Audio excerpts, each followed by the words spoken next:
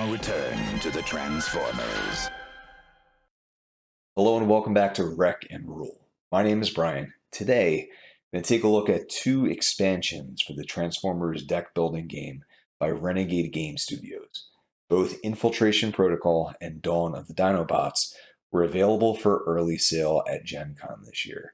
They will both be hitting general retail and shipping out if you pre-ordered sometime in Q3.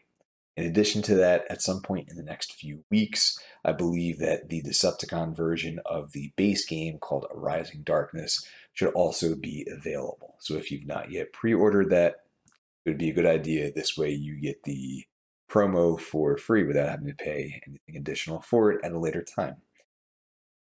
I want to give thanks to Chris, who has a website called Top Deck TCG, which focuses on a number of different games, both selling them but also kind of aggregating content for them. So check that out. I'll have a link in the description, also in the comments. Chris was kind enough to pick this up at Gen Con and send it out for me. This first video is going to focus on Infiltration Protocol and just to kind of give you guys a quick idea of the size of the box.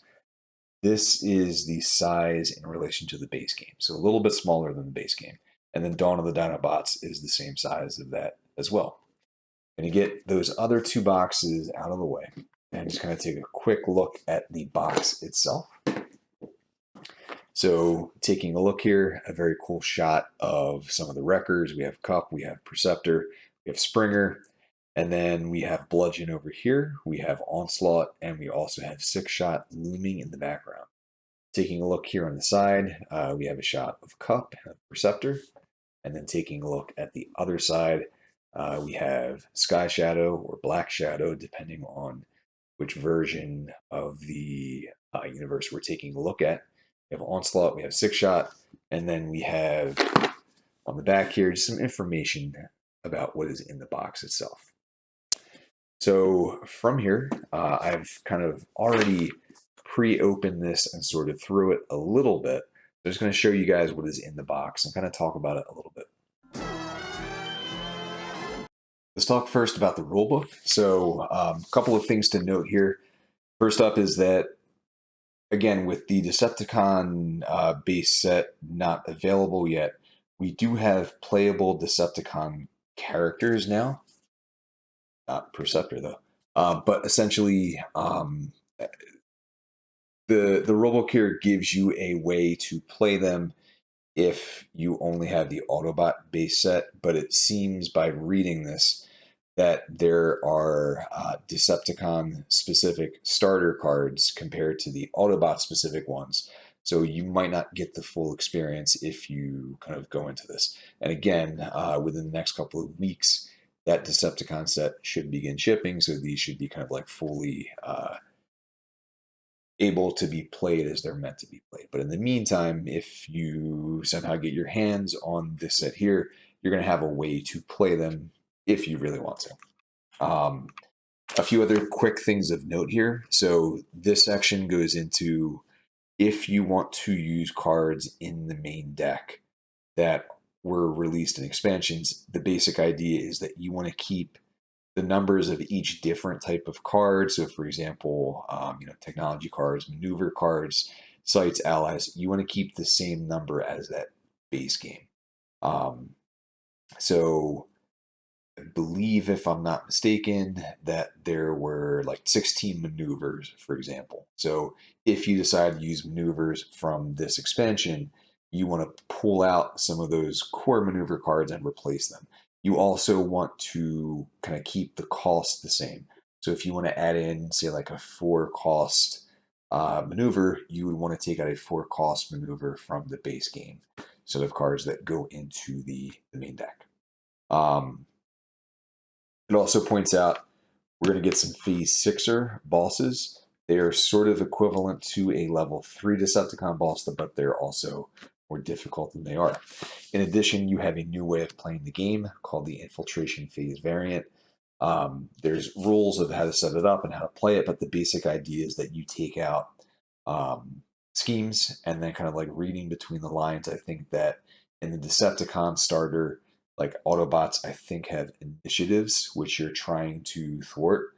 You take out any that are in the main deck, and instead you use specific ones for this mode. The Autobots have a set, the Decepticons have a set.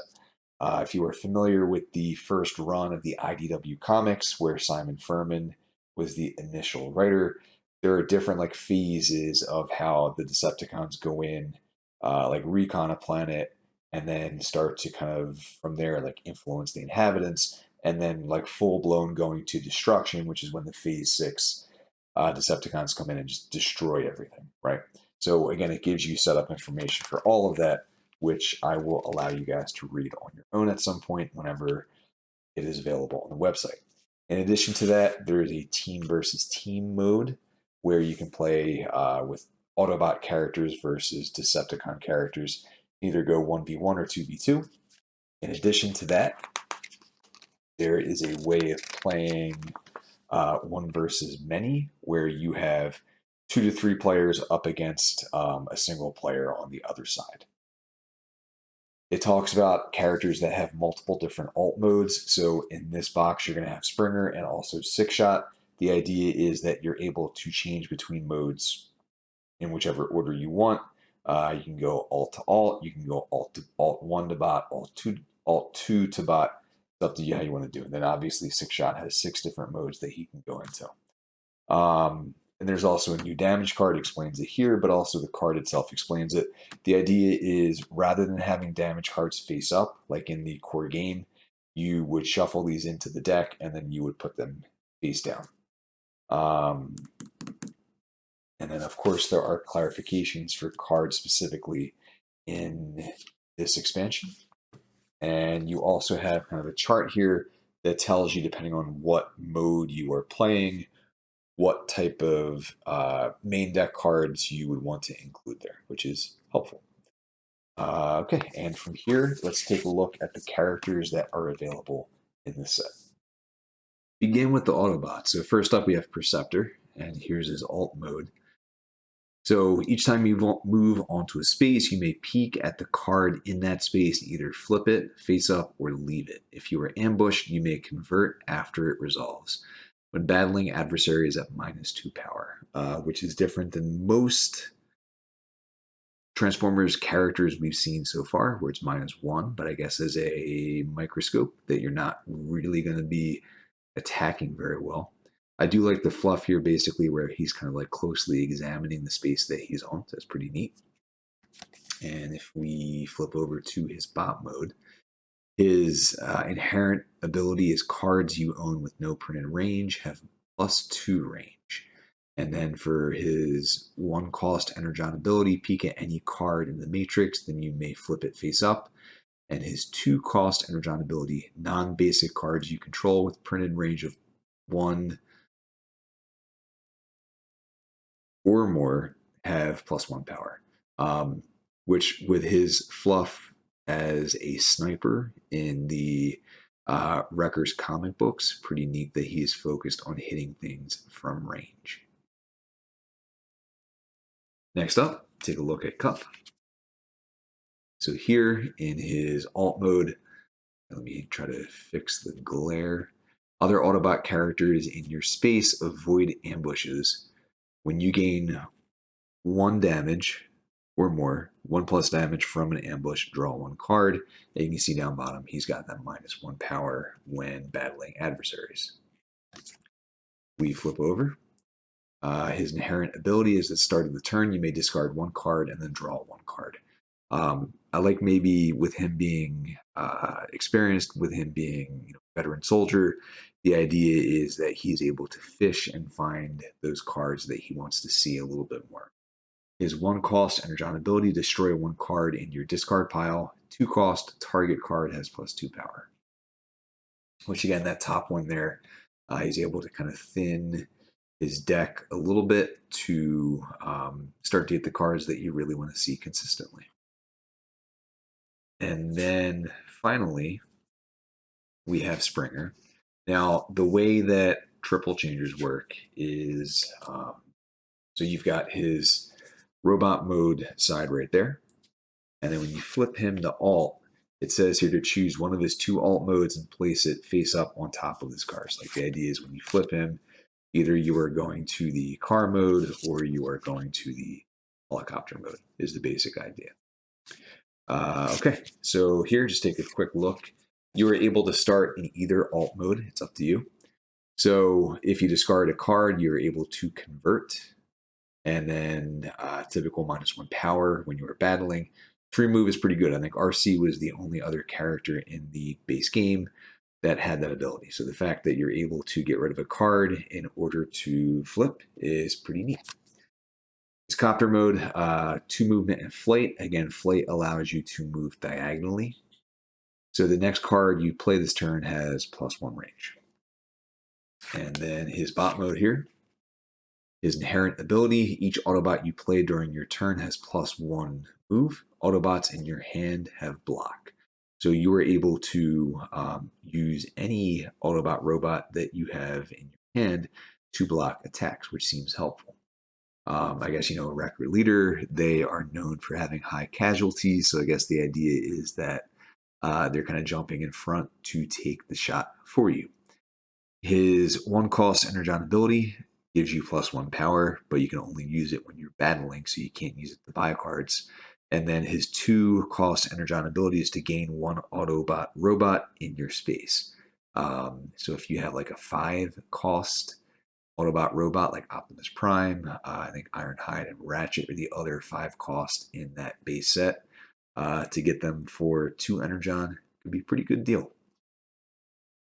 And again, like he's a pretty charismatic leader. So the fact that he's able to get Autobots on his side in that type of way, also pretty fitting for his character. And from here, let's take a look at the Decepticons. We will begin with Onslaught. So here, sorry about the glare and the lack of focus and that flashing there. Anyway, so 2 move, and then it says here, when you convert, reveal the top card of your deck, discard it, or leave it.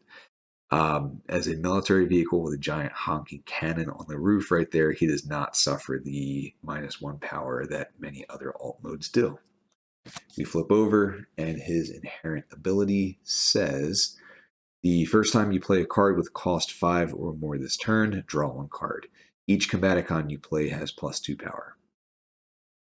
His 1 cost Energon ability, peek at an adjacent card in the matrix. If it's an Autobot robot, reveal it and defeat it, which seems to be pretty helpful.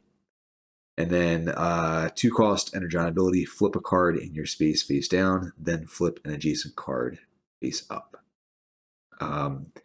He's meant to be like a strategist, so the fact that he's able to kind of manipulate the battlefield a little bit is pretty neat. And next up, we have Bludgeon. So it says here you may convert. If you do, you may teleport to an adjacent space, which is pretty neat. So for number 1, you don't have to spend the Energon to change your form. And I guess maybe, with him being kind of like a samurai ninja type of character, it's meant to maybe have that going on. Again, as a tank, you see that he does not suffer the -1 when he is battling. That's slower than with 1 movement. And then his bot mode, his inherent ability, the first maneuver you play this turn has +2 power. Again, supposed to be an expert melee fighter, so that does make sense. For his 1 cost Energon ability, target character in your space resolves an ambush, and then his 2 cost Energon ability, gain 1 maneuver in your space. Seems like a lot of fun. So Sixshot comes in 3 different cards, and each of his cards has a different mode on it.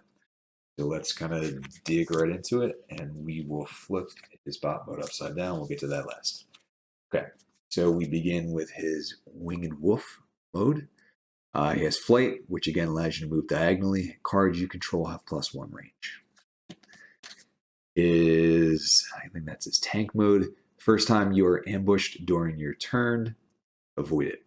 And while battling adversaries, -1 power. Maybe that's his car mode, actually. but we'll find out. This is his spacecraft jet type of mode here. Discard one non-damage card, teleport to any non-adversary space in the matrix. Again, -1 when battling. And then this is his kind of laser gun mode. The next Decepticon you play this turn has +2 power. And I guess this is the tank mode, actually. So it has an inherent +1 power, which is range 0 when battling, which makes sense. And then his bot mode. Inherent ability: when you defeat an adversary during your turn, you gain 1 Energon. And then he has a 2-cost Energon ability and a 3-cost Energon ability. 2-cost, destroy 1 starter card that you control. Then you may gain 1 basic card. So basic cards are, I think in the Autobot version, it's transform and roll out. I assume the Decepticons will have their own version of that too. His 3-cost Energon ability is to gain 1 Decepticon robot from the Matrix or from the destroyed pile, which again, pretty neat. And the fact that you can get them from the destroyed pile is also pretty cool. Okay, so those are the characters. And you know what? While we're hitting the characters, these are the 2 that are the promo cards.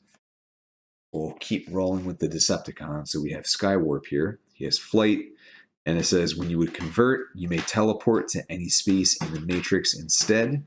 If you cannot convert for any reason, then you cannot use this ability.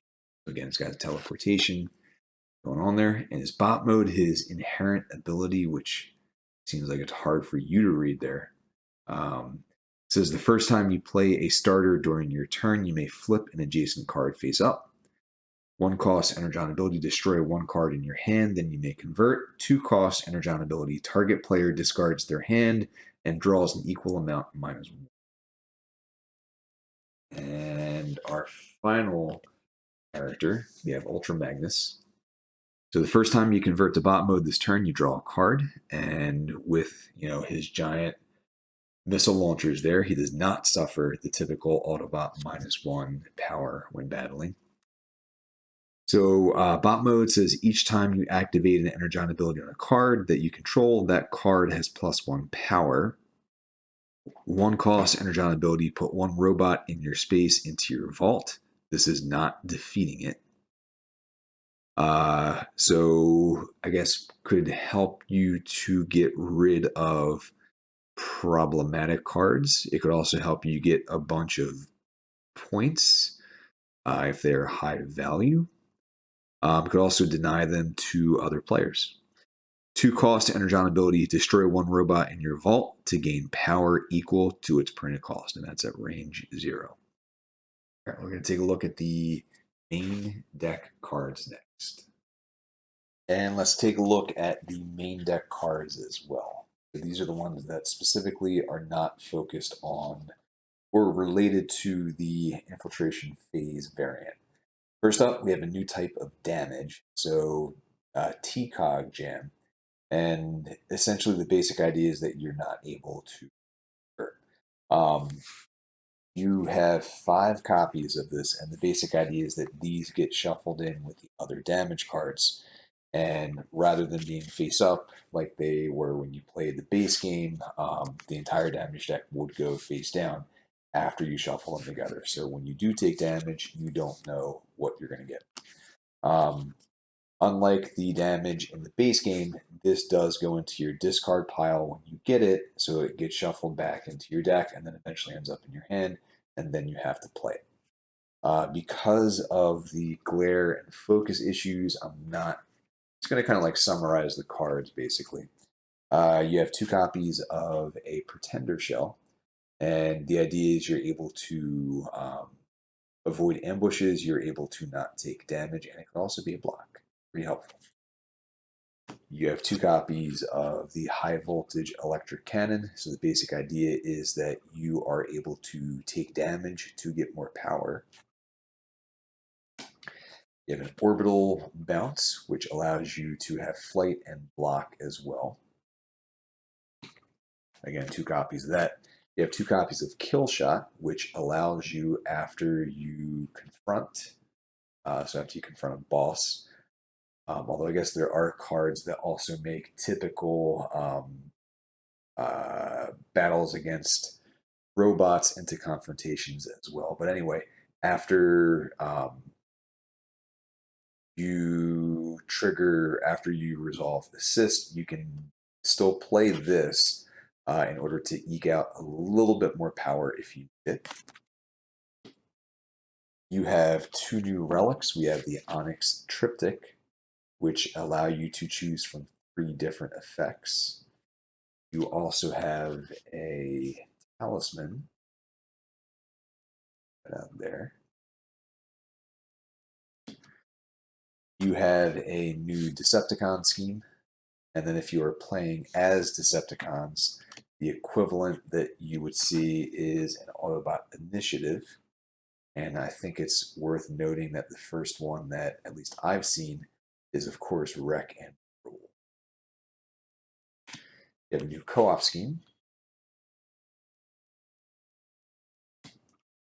Taking a look now at the allies. So we've got some local resistance fighters. This one I think is fun. So Double Dealer allows you to defeat robots that are on your side, and then you can buy robots that are not on your side. In addition, players can steal this card from you by paying for it. So I like the fact that Double Dealer kind of goes the highest bidder, and that you have another way of getting adversary robots into your deck. You have Mayhem, which is referencing the group from the IDW comics Sins of the Wreckers. No, yes, Sins of the Wreckers, right? Which itself is referencing the Mayhem Terror Squad or Attack Squad from the UK comics, which is essentially the Decepticon version of the Wreckers. I like the fact that you are kind of like playing the top card and you don't know what it's going to be. You have Garnak, who is one of the characters from the IDW comics, ends up kind of hanging out with Optimus and Wheelie for a while, if I'm not mistaken. You also have the Reapers, who are a group of, it's not focusing great, a group of like alien super fighters here. So in this case, they also damage you as well, in addition to giving you a benefit. Got some new sites. We have a tunnel network. We have an underwater base. We have an energy stockpile. The next two, I think, are meant to be played in the Infiltration Phase Variant, but they kind of are at least in order when you open the pack with the other sites. So again, I think you really only use these in the Infiltration Phase Variant. You have the Siege Armature, and then you also have Metroplex. The Autobot robots that you get are Steeljaw. Note that he is a mini cassette. Cloudburst, which is a little bit of a deep cut here, one of the contenders. Rack and Ruin, happy to see these guys in an expansion that is kind of focused at least a little bit around the Wreckers. Same thing for Topspin.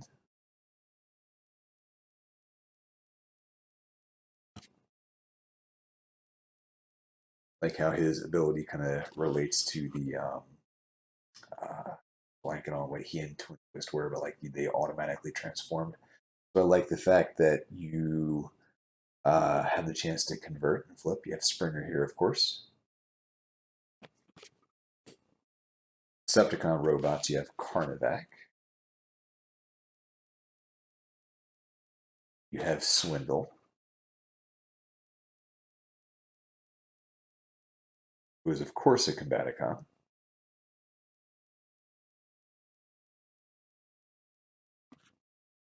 He has a neat effect. Sorry, I was rereading that right there. It's fun. You have Blast Off. And I believe that Brawl is in the Autobot base game, and I think that Vortex was one of the promo cards for that. So you've got all of the Combaticons available if you're playing as Onslaught. Octo Punch, but of a deep cut, which is fun.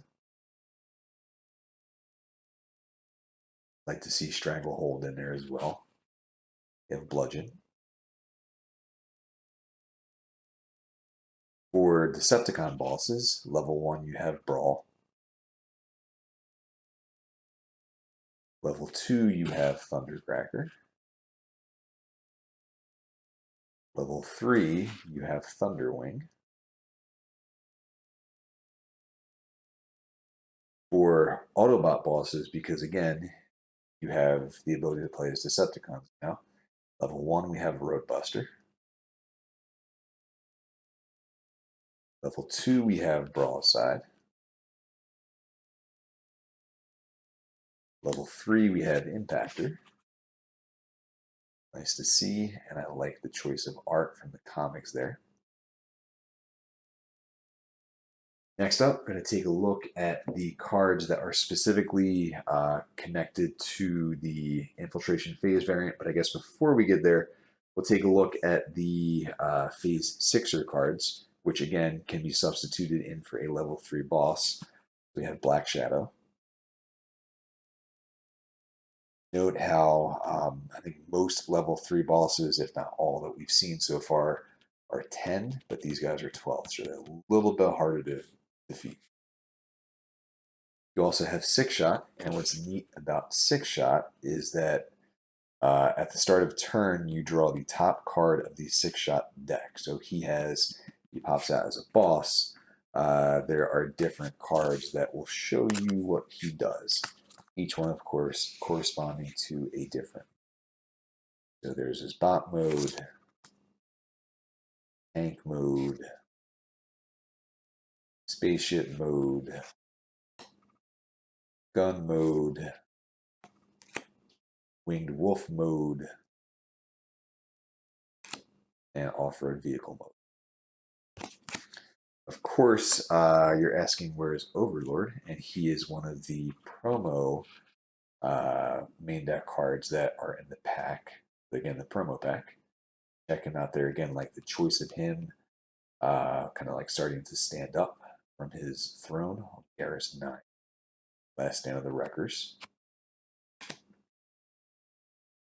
And I'm going to take a look now at the Infiltration Phase Variant cards. Next up, Infiltration Phase Variant specific cards. So again, the way this goes, kind of like very kind of quick level explanation, is that you don't have Decepticon schemes in the deck. You don't have, I think, Autobot initiatives is the equivalent. Instead, there's a set scheme and set, I guess they call it protocol here. If you are playing as the Autobots, then you are trying to deal with these schemes. If you are playing as the Decepticons, you are trying to deal with the protocols here, right? And you're trying to complete them. So, or defeat them, deal with them, etc.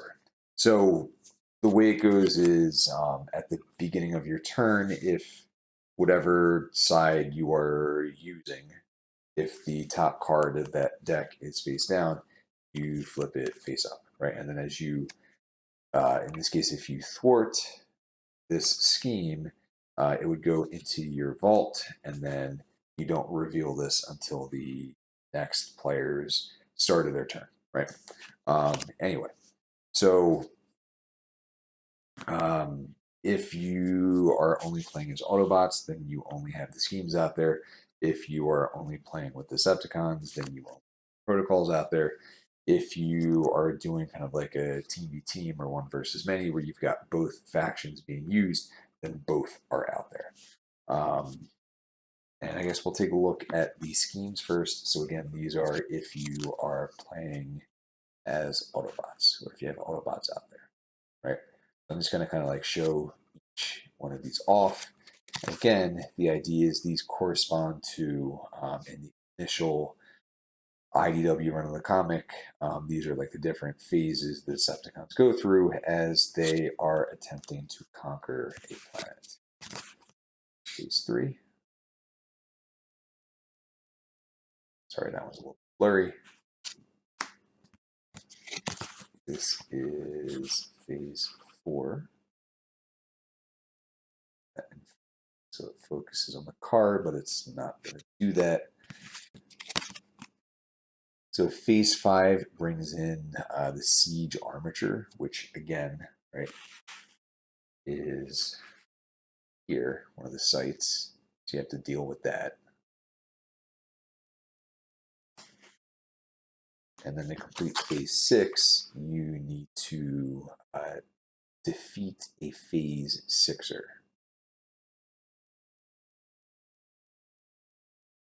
Okay. And then you're playing as the Decepticons. Here's what we've got.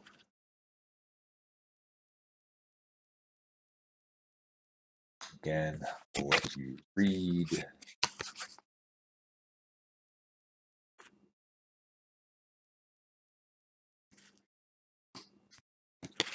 As best I can.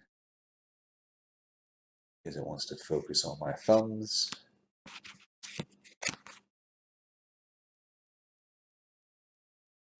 No jokes about that face. The Phase 5, if you are playing as the Decepticons, will bring in Metroplex for you to deal with. And for Phase 6, you have to defeat a level 3 Autobot boss. All right, and that is the Infiltration Phase Variant. There's one last thing I want to go over. So these cards come in the promo pack. So I guess probably let's start here.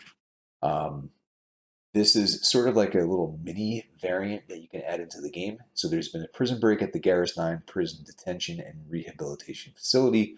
Both Autobot and Decepticon players must hunt down escaped adversaries and return them to the facility. Once a combined 7 robots or bosses, regardless of faction, have been returned to the prison, the scheme is thwarted.